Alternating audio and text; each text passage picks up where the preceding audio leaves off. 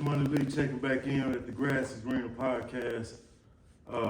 Sat down with Pastor Des, somebody that influential figure in the city, somebody that's making waves, that's bringing the bridge between the church and the young generation, somebody that knows about the streets and also knows about what the streets do to you and the after effects.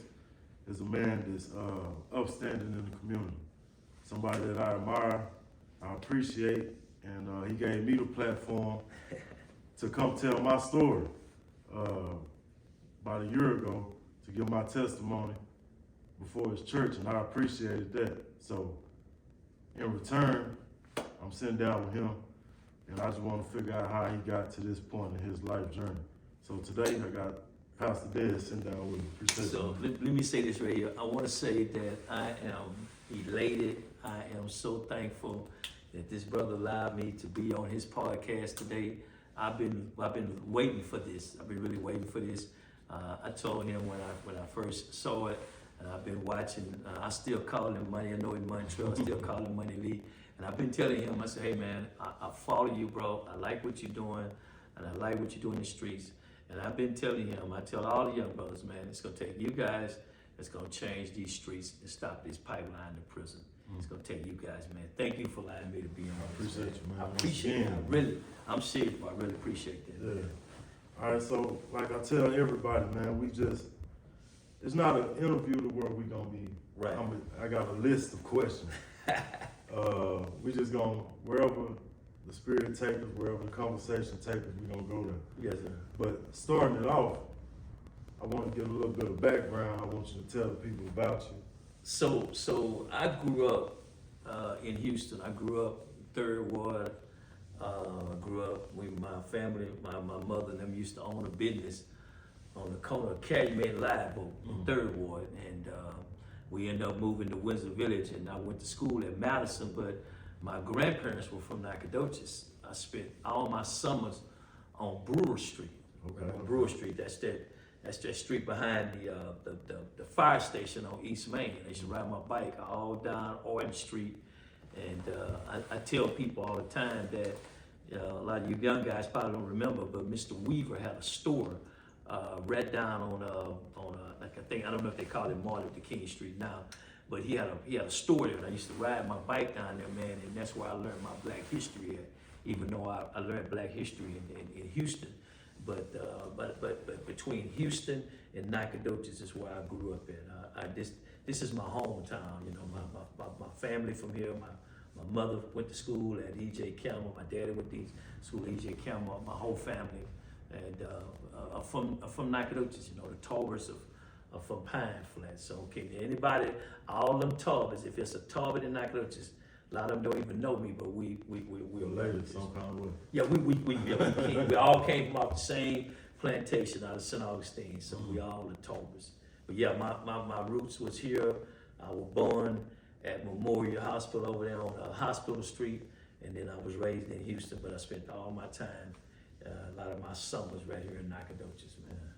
So your early years, like growing up in Houston, what was that like, man? Man, when I grew up in Third Ward, man, back in the early days, everything was black. You know what I'm saying? We had This Is It was the soul food restaurant.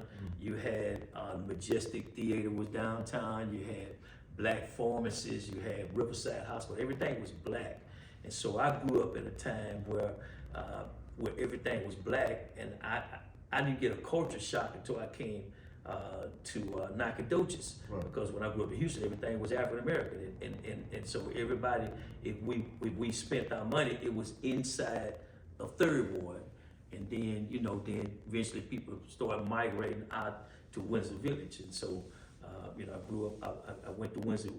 I went to school at Madison and Dick Dowling, and then times started changing, but yeah, man, when I grew up, everything was black. Everything was black. Community homes, Third Ward, I grew up there, man. The Muslims used to have a fish place over there, man. So right across from TSU. So I grew up right up in there in Yates.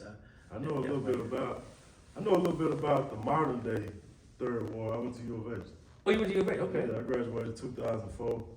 Went down there for football. I stayed Okay. 2 years, and Okay. ended up coming back. But I know when you say CUNY home, you Blodgett, So you know about French's Chicken then? Frenchie.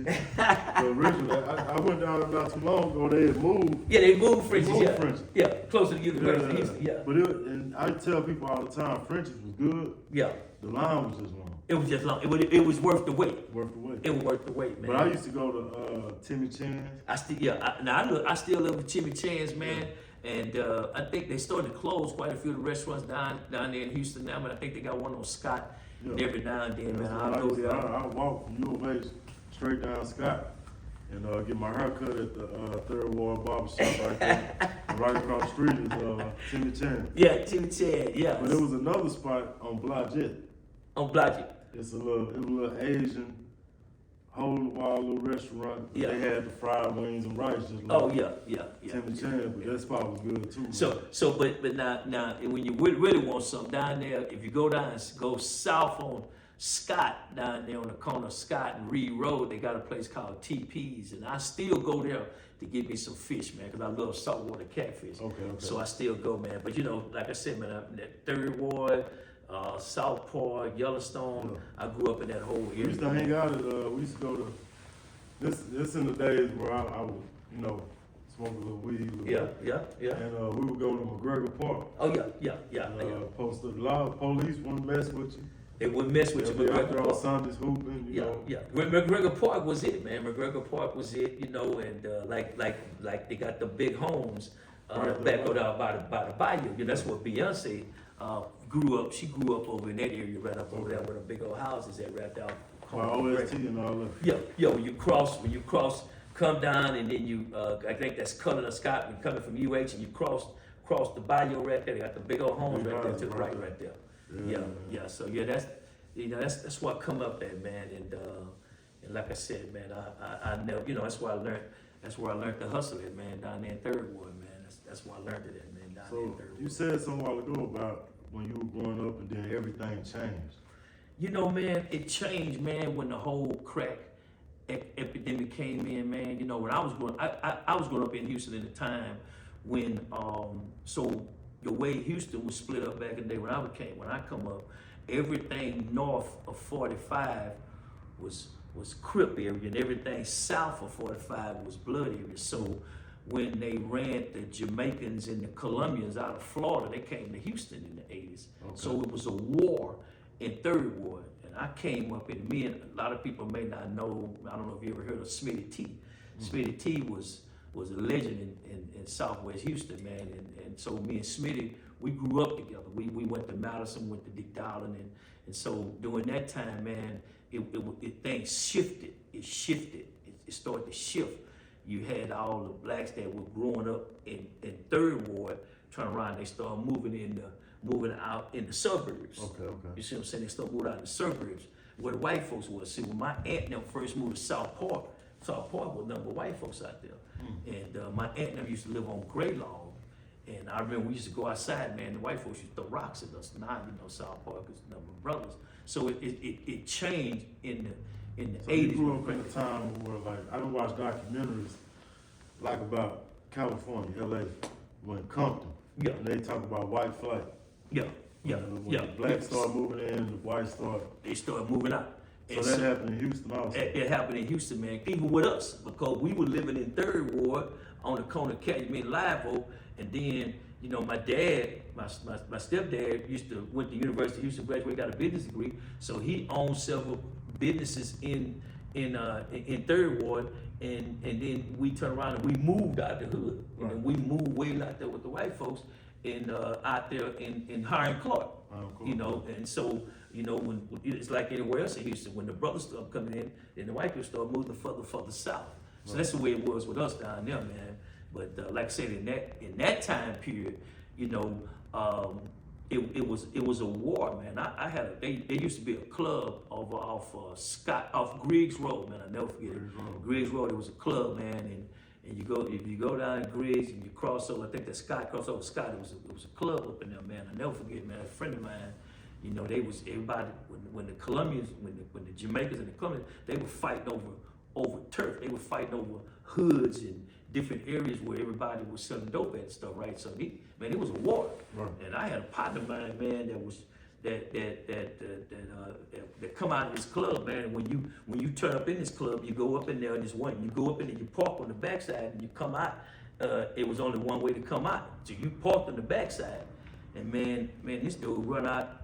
And man, they stood over this dude with AK-47 and shot him in the club. Shot him, man. I'll never forget that, man. I'm 60 years old.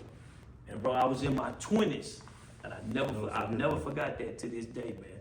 Because the Jamaicans had this thing, when they killed somebody, they did it in public. Oh, yeah. So it was a war back in them days, you know what I'm saying? So I remember those days, man. I remember that war in the streets that were going on in the 80s. Yeah.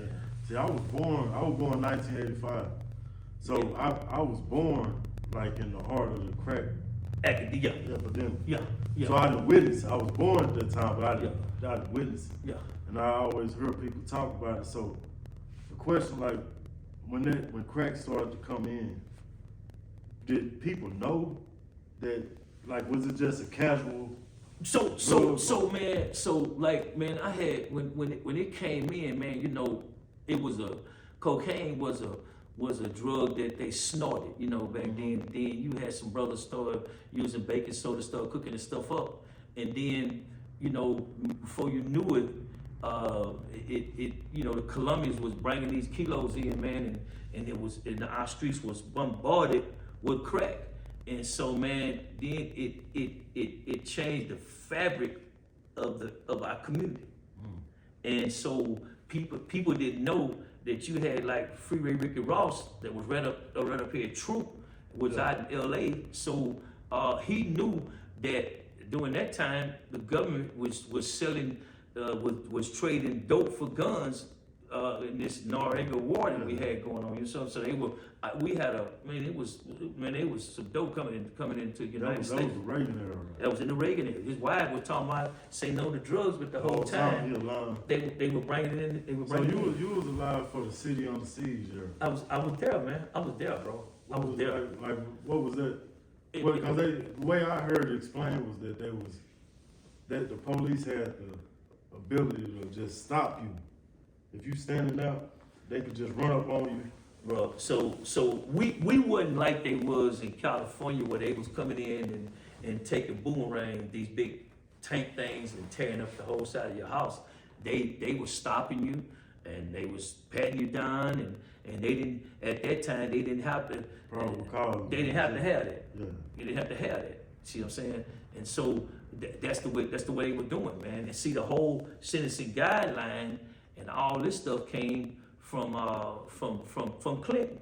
Right. See, black folk were voting for Clinton, but Clinton came in with this whole sentencing guideline. So we had so many brothers, man. You think about, man, when I went to the Fed in 2002, bro, I met some dudes in the Fed. They had jobs, they had families. All they did was pick up the phone and say, hey, man, I got a partner up here that want to hook up with you. And he get 5 years in the Fed for that. You know, he lose everything. And so they were trying to stop it, but we wasn't getting AK-47s.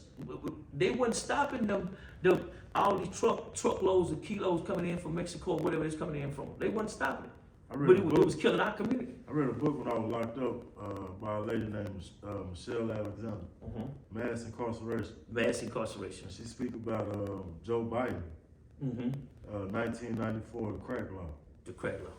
Where they was crack was 100 times. What was it? Cocaine versus crack. If you had the same amount, the crack was 100 times worse than the cocaine. Yeah, because the crack was a drug that was an inner city drug for black folk. Right.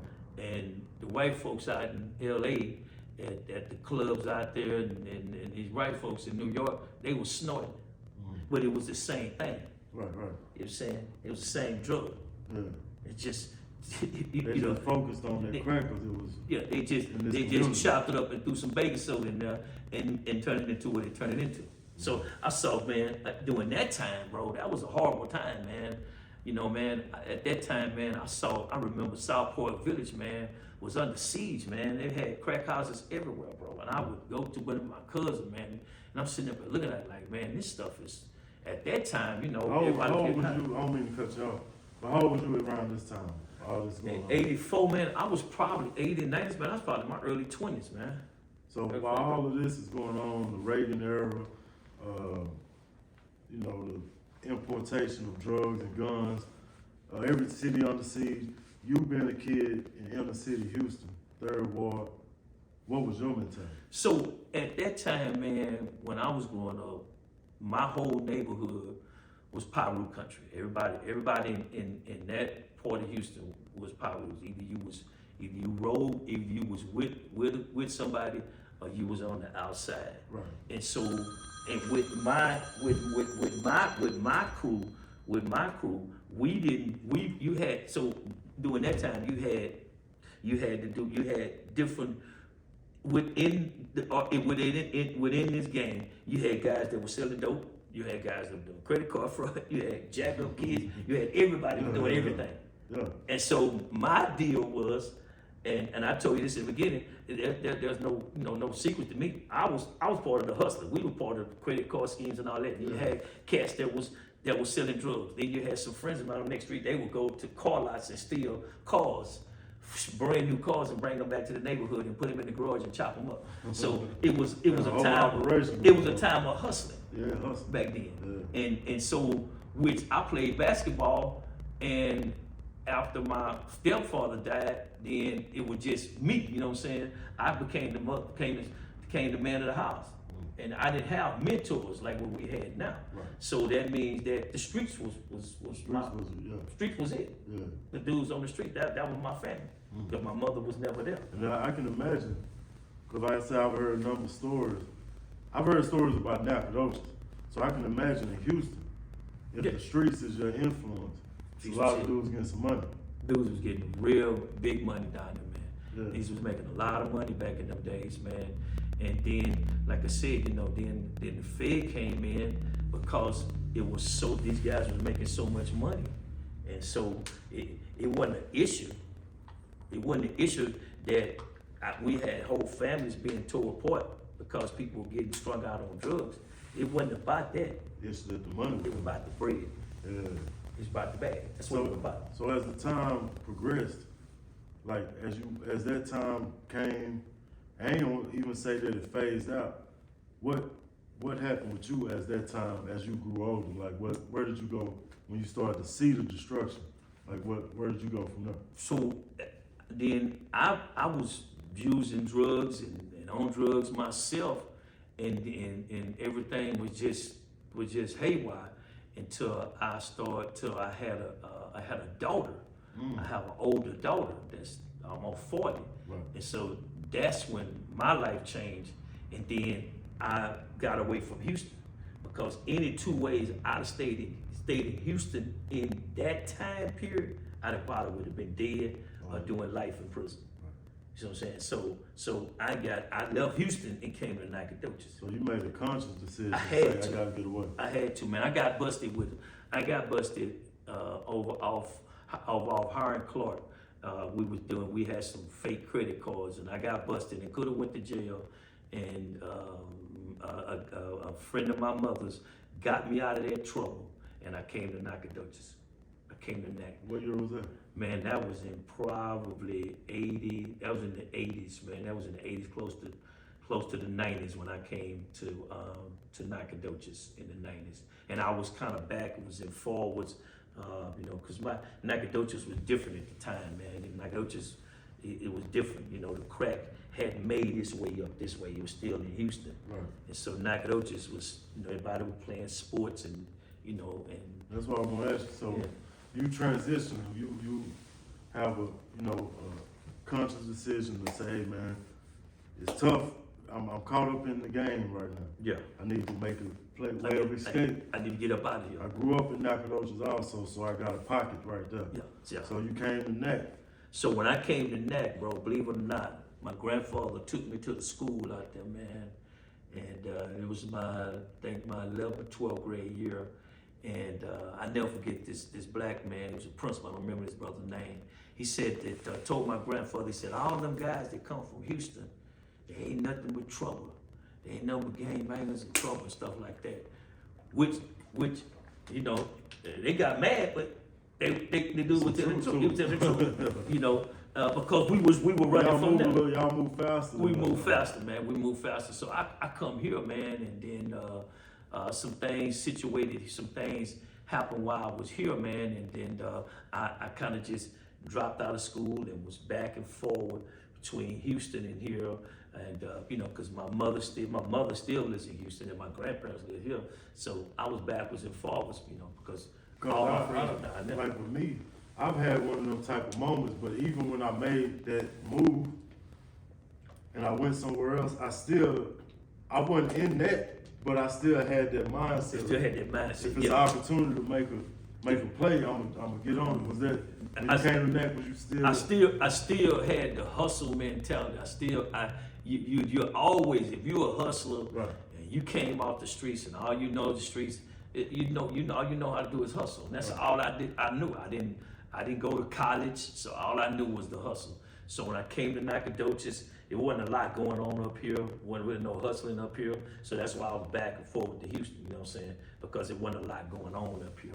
And then eventually the crack epidemic came to Nacogdoches. But by the time it came to Nacogdoches, in the in the 90s, then things started to, my life started to slow down a little bit. You know, it started to slow down a little bit when it finally came to Nacogdoches. So once it took off her, you was already at a point where you was like, okay, I know what that means. I see what y'all getting fooled about. I done been there, so I'm gonna go ahead. So when I come to Nacogdoches, my dad was living in Houston, and then he come to Nacogdoches, and he had a whole crew, and they was selling dope here in Nacogdoches, and I was like, nah. And so then, then what happened with there? Then I met my wife, and I said, I don't want to stay in that because these dudes up here. Plus you had a daughter at this time. I had an older daughter, right? And her mama ended up getting on drugs. Okay. And so when her mama got on crack and was real bad on crack, like 12 years, you know what I'm saying? And so I had her, but then I turned around and met my wife. And so when I met her, I couldn't stay in that because these boys up here selling dope. Wow. And they running back and forth between Nacogdoches and up here. Whole crew of these boys up in that. And so I decided that, hey, we'll live in Lufkin. Okay. And that's how I ended up going to Lufkin, moving to Lufkin. These dudes up here selling dope up here. I don't want to get jammed up with them. I escaped that crap in Houston. I escaped getting killed down there. So you kind of feel like it was chasing. It was chasing. Bad luck with chasing. Yeah. So that's how that ended up happening. And I ended up going to Lufkin. Okay. But it's going on in Lufkin too. Well, it was going on in Lufkin, but I didn't know nobody. Okay. See, I didn't know nobody in Lufkin. Okay. Yeah. You know, I didn't know nobody in Lufkin. Yeah. No, I didn't know nobody in Lufkin. I came from out the street. I remember my wife, my wife was from Shelbyville, so she had some relatives live in Lufkin. And, you know, I come out of Houston, and man, we lived over on Sarah Street, and I used to sleep with a little Uzi because I was paranoid because of, you know, the lifestyle coming from Houston and being and all that. I slept with it. And then, so when I was in Lufkin, they used to have a pawn shop out there on 59, and dude out there used to go out there and buy a lot of guns from him way back in the day out there, man. Had a pawn shop out there, man, and a friend of mine used to go get guns from him and sell them on the street. So, man, you know, we always have just been in that hustle game, man. But I tried to, like I said, I tried to stay away from everything was up here, but it kept following me, man. Where I go, hustle, I try my best to stay away from it. I try my best to stay away from it. So we're going to get back to that, but I want to ask you this, though. All this going on, Houston, Lufkin, you've been in the music the whole time. Was you into music, or you just like music? So I grew up with Jay Prince and all them boys, James Prince and all them, man, back in the day when them boys started out. when Scarface, you know, back in the day when he came up, he was just a dude riding around over by TSU, University of Houston, just in his Lexus. You know, he wasn't no gangster or nothing like that. He was just an ordinary dude on the streets. You know what I'm saying? But that's when the rap music started coming in, and so guys was taking money. Like you had them boys out in Atlanta, boys. They was coming to Houston, and so they had big clubs down there. And them boys started taking all this dope money and started putting off into the music game. And that's during the time when I still was back and forward from here, and then we had this thing called rap music that nobody knew nothing about. Came out of nowhere. So they said it would never last. Yeah. They said it would never last. Can you remember? Cause you old enough to remember when rap came in. I remember. So how did it hit you? Like, man, what's this?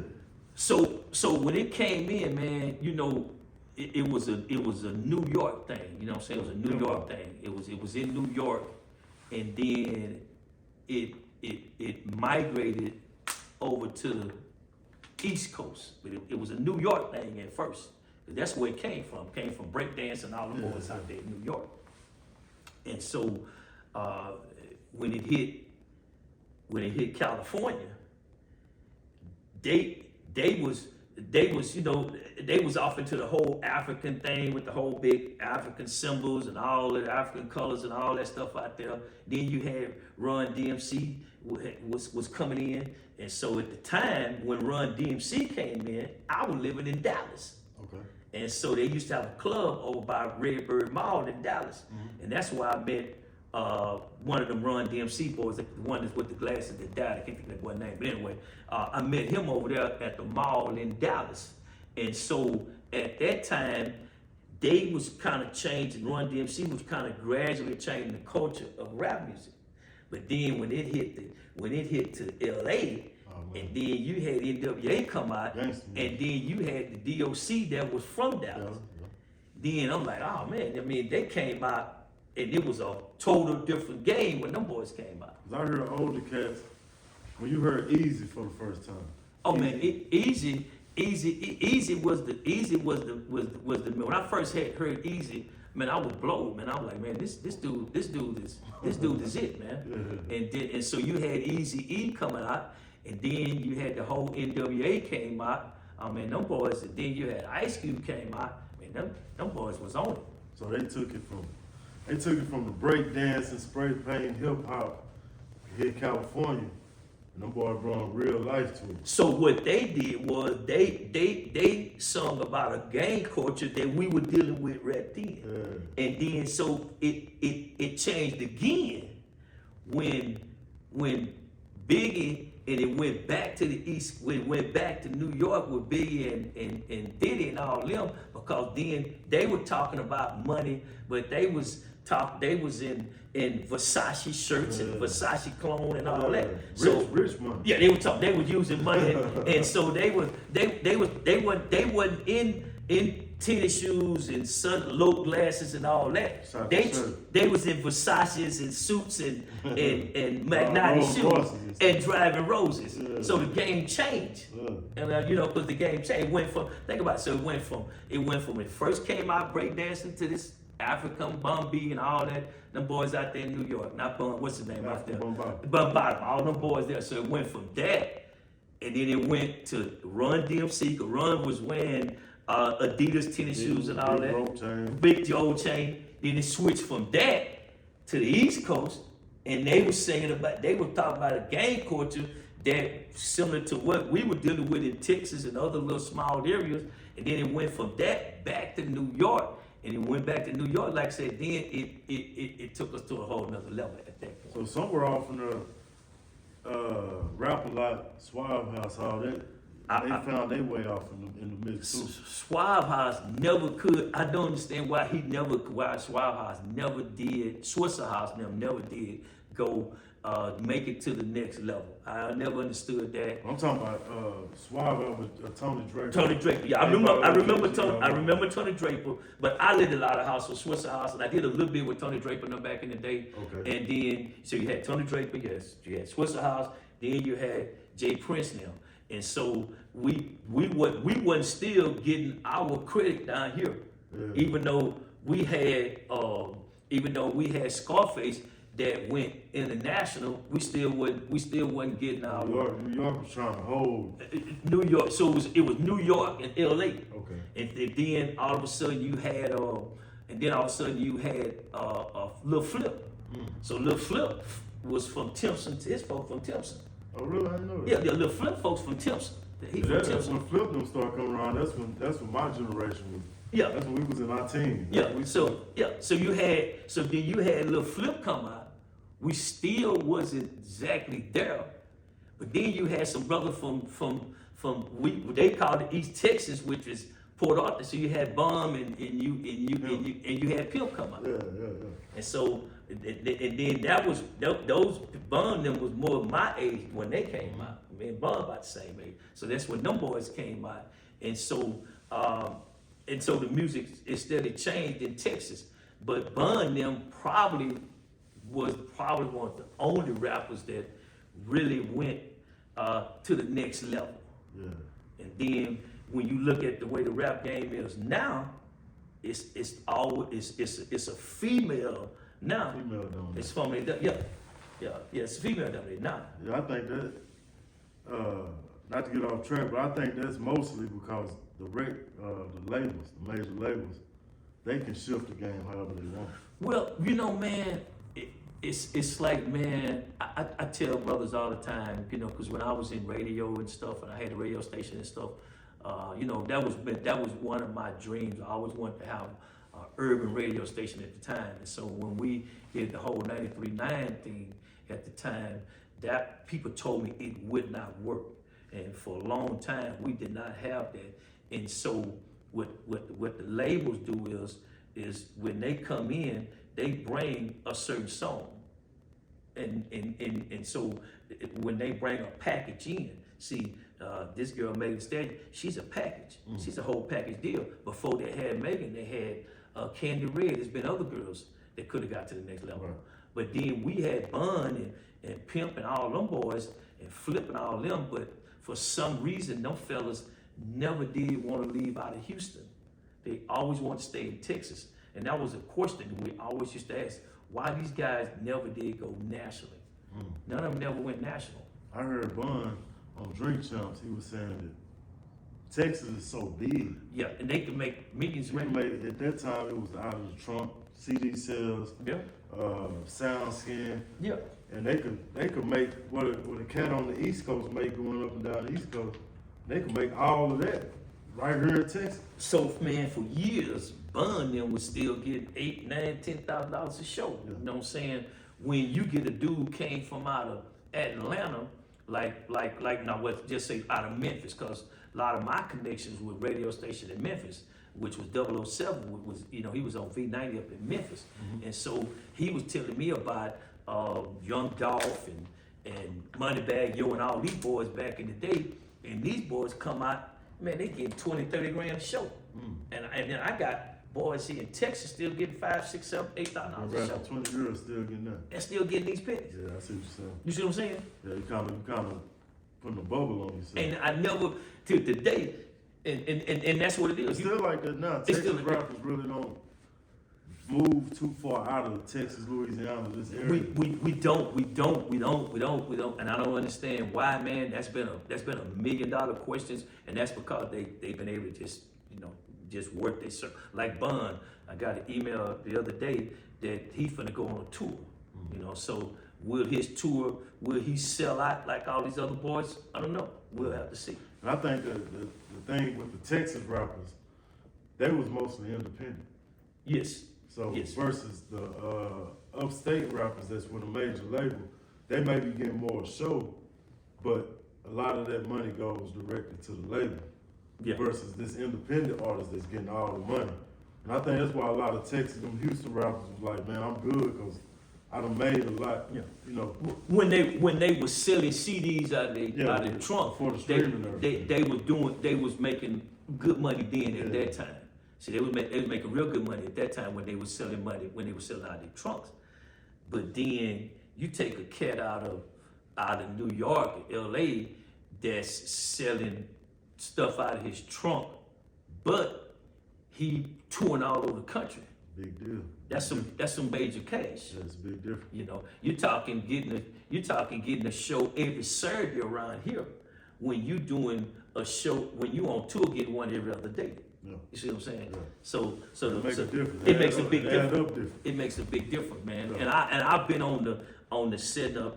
People didn't know I've been on the setting up small tours. See, at one time here in Texas, I was booking shows. At one time, I was booking all R. Kelly dates. When he comes south, I was booking them. Okay. When he come down here, I put a tour together for him. The last tour we put together for him was South Haven, Mississippi, San Antonio, and then he did Tyler, Texas. And that was probably one of the biggest concerts we did. Then we did a couple other tours and stuff like that. That was I the just- radio station? No, well, that was because I was hooked up with some brothers out of Chicago. I was hooked up with some brothers out of Chicago, man, that I had met, and man, they had access to this boy, man, and I just wanted, I wanted to just get work in with there. them. Oh man, Don't- it was part of another hustle, man. You know what I'm saying? Everything go back to the hustle. You gotta stay versatile. Everything go back to the hustle. All right, so how did you get into radio? So man, I was in construction, man. So when I first got completely out of the game and started trying to stop hustling, man, I went to real estate school, man, and I learned how to do real estate, right? So I started building houses, and man, I had this contracting company, man. I was a subcontractor, and I always wanted to have a radio station, bro. I always wanted the station, man. And I knew that in East Texas, in our market, this is Lufkin Nacogdoches is, and when you look into radio, into music, this is our market. Nacogdoches in Lufkin, that's your market. That's your market. And so what happened was, man, there was some guys that had a radio station. They had when Clear Channel had broke off. There was a guy in San Antonio had a radio station. And it was 93.9. It was in Lufkin. It was ran off a tower site. And man, I reached out to the dude. I said, "Hey man, I want this station, bro." I said, "It's been something I always wanted, man." I said, "Will you do what they call an LMA, which is the same thing. It's called an owner finance deal." Okay. He said, "Hey man, I got a contract on this deal." And so I said, "Hey man, we're gonna meet." So one year in May, man, back in 2008, when the whole construction thing, whole real estate went bottoms up, man, I freaking almost starved. So I went to San Antonio, man, sit poolside with this guy at the Omni Hotel. I'll never forget it, man, off 35, man. He said, "If I don't sell this deal," he said, "man, I'll let you take it over." So it was a brother that had put $25,000 down on it and backed out the deal. He called me and I took over it. So I went into radio with no experience at all, not nothing, Just hustle. just straight hustle. And so I ended up hooking up with a cat, a friend of mine that I met that was running a radio station. He was a program director in Tyler at the Blaze. His name was Luscious Ike. I hooked up with him. And man, the rest was history after that, bro. Because he hooked me up with Bebe in Dallas, and Jabba Jaws in Shreveport, and brother in Memphis, and the boys down there at the Box, because he used to program direct. He used to be a program director at the Box, and he was in Memphis. So he connect me with a circle. Yeah. That's all you need. That's So it. you when you going into the radio station, your first day or your first, when you started to go in and you have no experience, how did you move into that space with no experience and tools? So it's like any business you go into, man. You gotta do some research, and then you gotta connect with other people that know. So Ice and them, man, Luscious Ice and them, they connected me on how to sell advertisement. Keeping new music in, keeping me on top of the new music. Then because I was connected with him, so when the labels was coming through, he was sending them to Lufkin. Okay. So it was connected. The whole little circle. It was a whole little circle. Yeah. So then he hit me with Jabba Jaws and them over there with the station over there. I think it's KMJJ, whatever it is, over in Shreveport. And so we had Bebe in Dallas. So I was connected with a circle. So when they did a concert there, or they had an artist there, that if I could get him, I would bring him here. So that's how it started, man. I started out just pushing advertisement because I had friends that were program directors. They would handle the music. So all I had to do was make sure we get some bread up in here. And that, just a little quick lesson I want you to give me. Advertisement. How does advertisement bring the money in? So radio advertisements are sold. You can get a 15-second, you can get a 30-second, or 60-second. Here in this market, they don't really push it. You go to the bigger markets, they push 15, 30, and 60. The 15-second spots are pretty cheap. You know, they just that means that you got 15 seconds to say what you want. Yeah. You got 30 seconds to say what you want. You got 60 seconds to say what you want. You got a minute. Them 60 minutes, that 60-second one, that's a good one now. That's the one you want because you can put more stuff out there. Okay. And so, but what I did was I started out just selling straight package deals. 15 commercials for $300. I would give you a deal. Just like Hustle on the Street. I give you the best deal I can get. Yeah. And if you didn't have it, if you sweated me and I hadn't sold nothing, I'll come down to $250. Work with you. I work with you. I got it. And then I built relationships. Relationship, Yeah, see, business is, any type of business, it's all built on relationships. Right. Yeah. So where did you go from there? So man, once I was connected in the radio station, then I got into doing concerts. And I got to booking concerts and stuff like that, man. So like if they had, I don't know, man, if they had one of the boys out of Houston up in Tyler on a Friday, I would catch them coming through here on a Saturday. Okay. And so I went from radio to open up a club spot in Lufkin called Cusco's. I don't know if you remember Yeah, I Cusco. know Cusco, yeah. I remember I had Cusco's back in the day. Yeah. And so I was pushing, I had the radio and I had the club. So you were busy. We had it all locked down at the time. But party promotion, man, I done dealt with some cats that do parties and stuff, and I know it's pros and cons, just like anything. Yeah. What were some of your pros? What were some of the things that you enjoyed about party promoting? What were some of the cons that you got? Man, the biggest thing that the parties wasn't that big of a deal. We had the club and we pushed stuff that we had, work night, all kind of crap that we had going on at the club. But the big thing was where I made my money was concerts. Okay. So like you had man, I can't remember. You had some of these boys out of Houston. I can't think of some of these cats. I can't remember some of the boys out of Houston. Some little local rappers out of Houston like Candy Red and I can't think of this boy that talked about this. What's that clothing place up by the mall? What's the name of that place up by the mall? City Tree. City Tree. What's that? He rapped about City Tree in one of his songs, and all the kids, everybody quit going to City Tree. I can't think of his name, man. Can't think of his boy. I know. You know what I'm talking? I can't think of his name. Anyway, I would have like the local groups, and so the biggest thing about that is if you book a concert and the artist don't show. Okay. Oh man, that can make got some help money. from the audience. Oh yeah, man, no man, you didn't. You say you got 600-700 people show up, and you didn't. But God took these people money at the door, and the artists don't show up. Yeah, Bro, that's the worst thing that could ever happen. Yeah. That's the only thing I ever be nervous for. Did that happen frequently?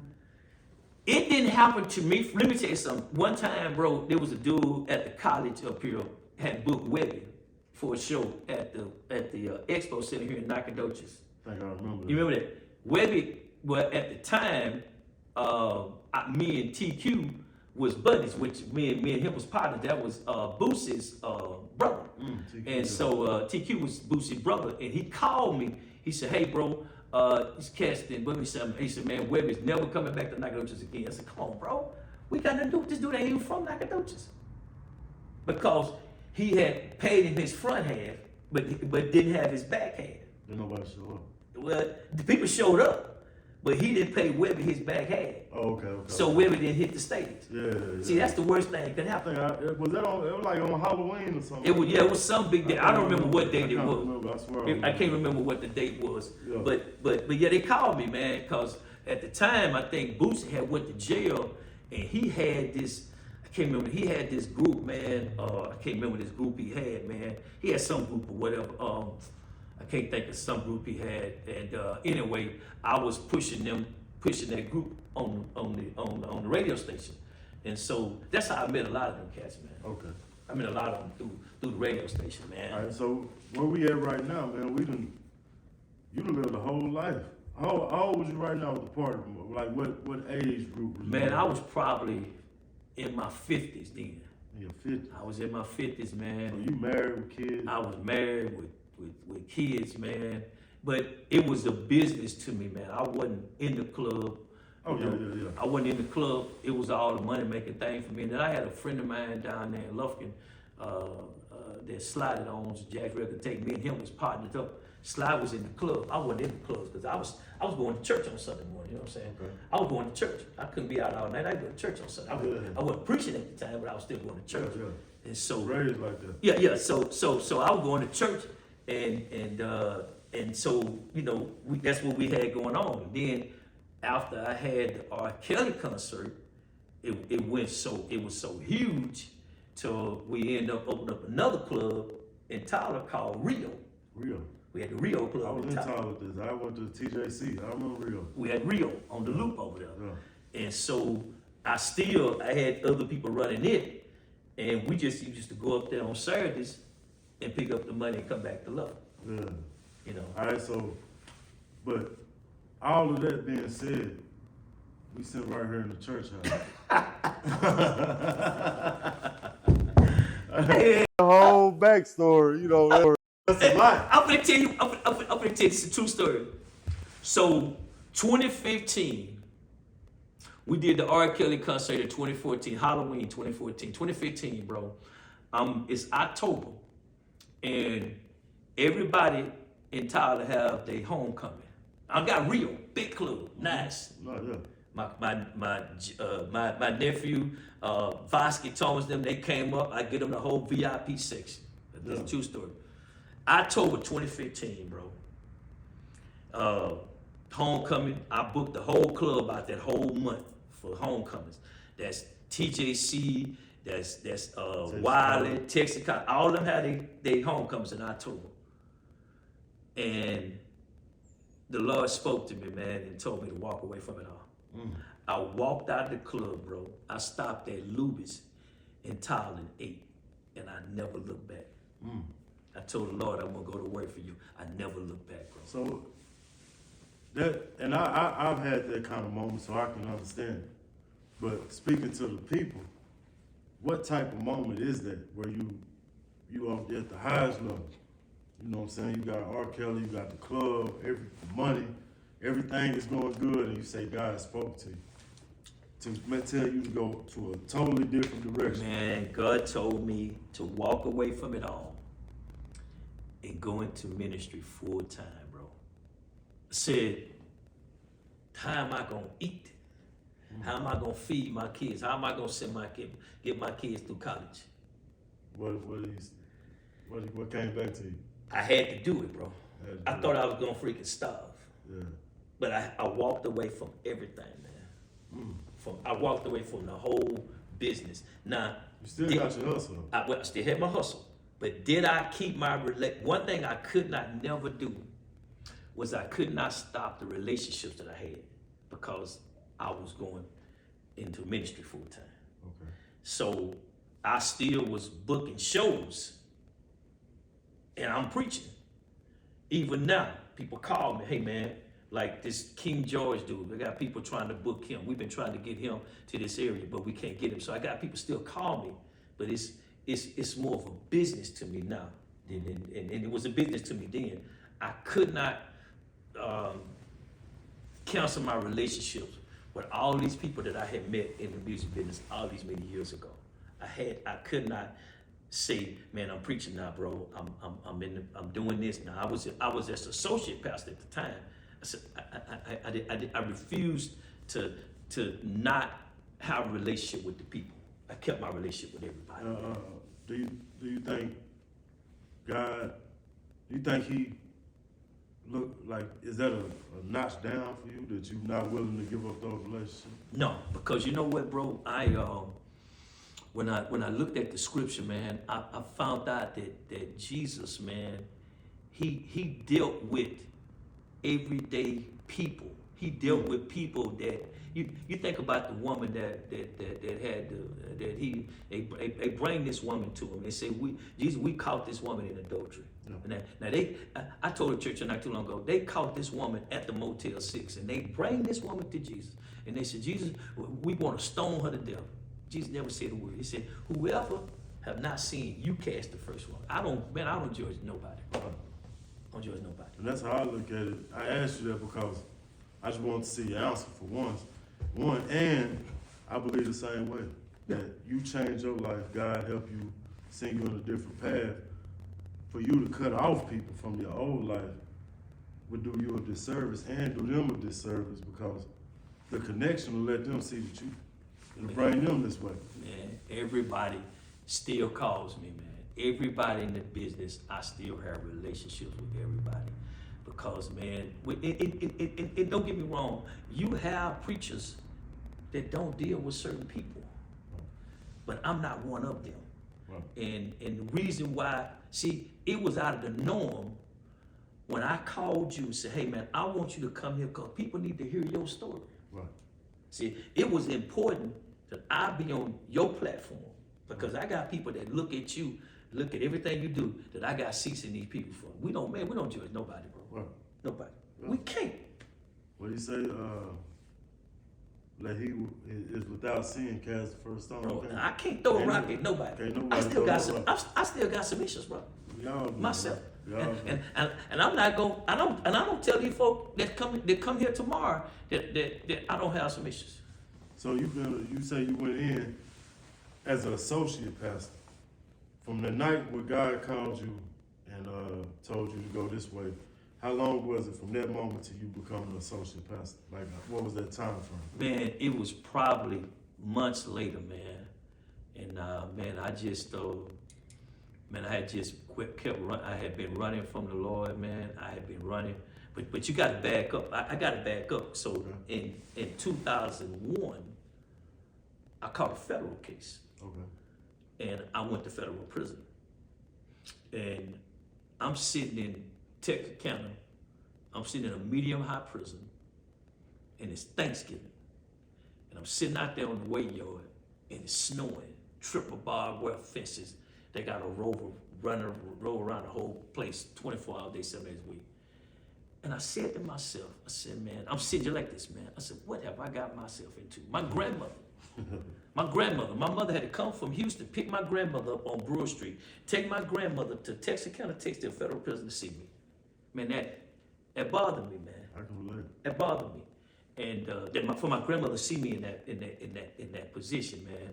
And that day, man, was the first time on Thanksgiving Day that the Lord spoke to me.